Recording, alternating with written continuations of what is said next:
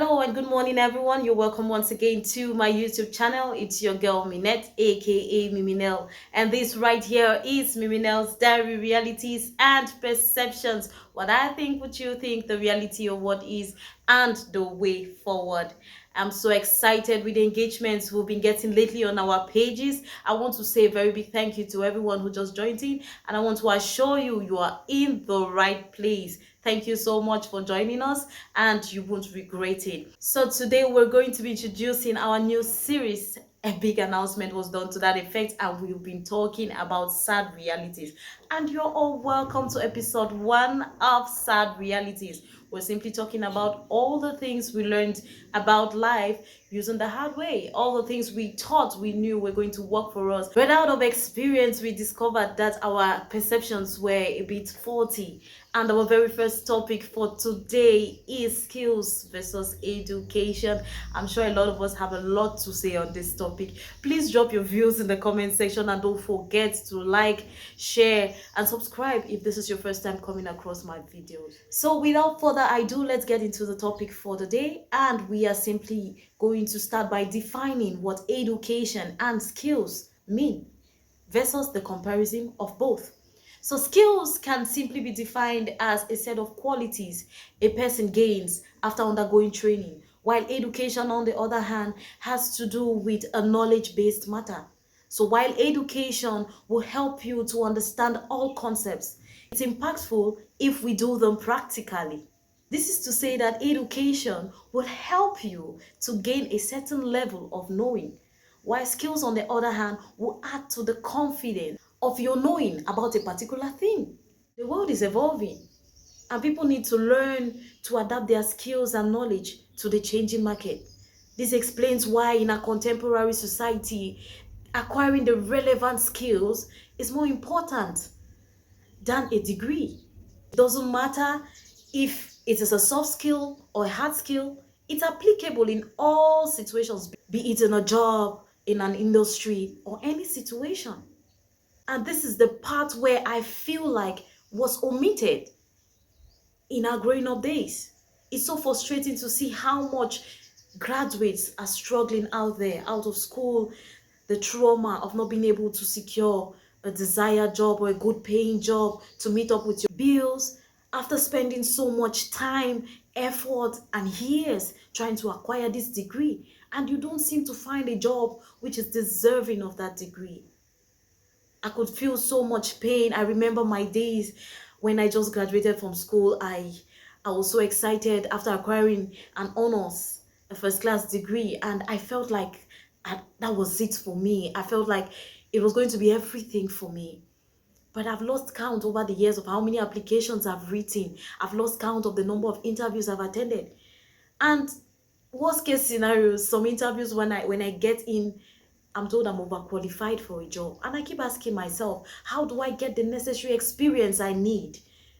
When I'm being given an opportunity, where do I develop the 5 years of experience I'm being asked for as a requirement or a requisite to get a particular job?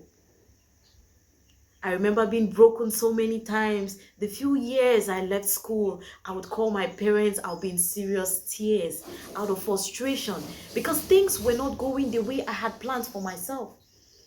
And then reality began to dawn on me, because at some point I remember having a conversation with one of my aunts, and she would tell me how much she used to compare her son to me. And this son is one of the biggest designers in town, permit me to say that. And I'm still out of school, struggling with life, not understanding any formula as to how do I survive. It was a sad event for me. Those years were the worst years of my life. I felt everything was crashing. I felt I had no value. And I so badly wanted the best for my family and myself. But it wasn't coming forth with all the degrees I had acquired, the honors and everything. So it's high time we change these perceptions. It's high time we change this mentality of thinking that education is for the brilliant ones, and those who are not brilliant enough are the ones who need to go and learn a trade or acquire a skill. It's high time we change the notion of the fact that education is the key to success, and the higher you go in the ladder of education, the more successful you might become out of school, because reality has proven otherwise. And the sad reality is skills are just as relevant as education. Secondly, people who actually take time to learn a skill, be it soft or hard skill, are more probable to become more successful, especially financially. They are more advantaged to become financially stable than those who rely only on degrees. So I'm not saying that education is not important. I am saying that both work together. In as much as you are studying for that degree, do ensure that you acquire a skill, because it might come in handy out of school.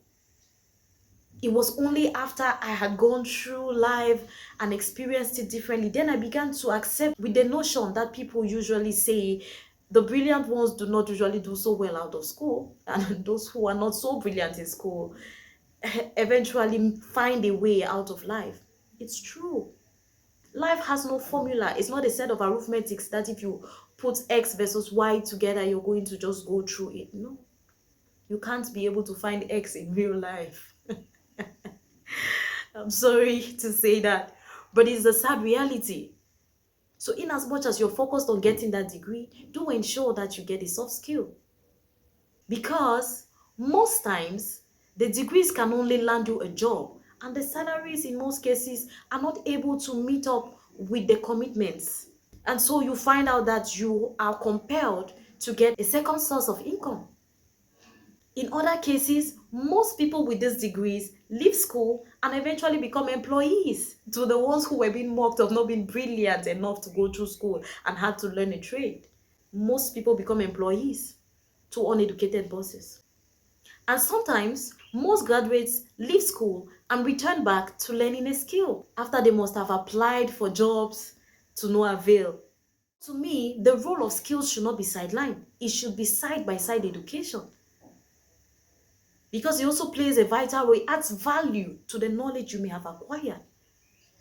Looking at anyone who has gone to school, who has acquired knowledge and indulges in maybe a business or has a particular skill, their manner of doing it is different from someone who did not even acquire the education or the knowledge of how that thing should be done. Education has helped the person to understand the concepts. Now, putting it into practice, he or she does it differently from someone who did not even acquire the knowledge of it all. So both skills and education, their roles cannot be undermined. I think they should work side by side. In some parts of the world, children are being given an opportunity, maybe 1 hour or 2 hours within the day, to go for training for the things they enjoy doing, their passion or acquiring a skill. And it works for them because when they grow up, they now know what to choose. They decide their path. They are not limited. And that's why we find that most countries are more developed than others. It's the mindset. It's the ideology. If we need to change, we need to start from the mind. We need to understand these things and change how we see them. I pray that our mentality about skills and education has been changed because of this information. Because information, of course, as they say, is power. Knowledge is power. Please work on that mentality and do not always see your brothers or your sisters who did not go to school, who are in one skill domain or another, as less of people, because reality hits differently when you experience it. So thank you so very much for hanging in there, and please do not miss our next episode of Sad Realities on this channel. Until next time, bye.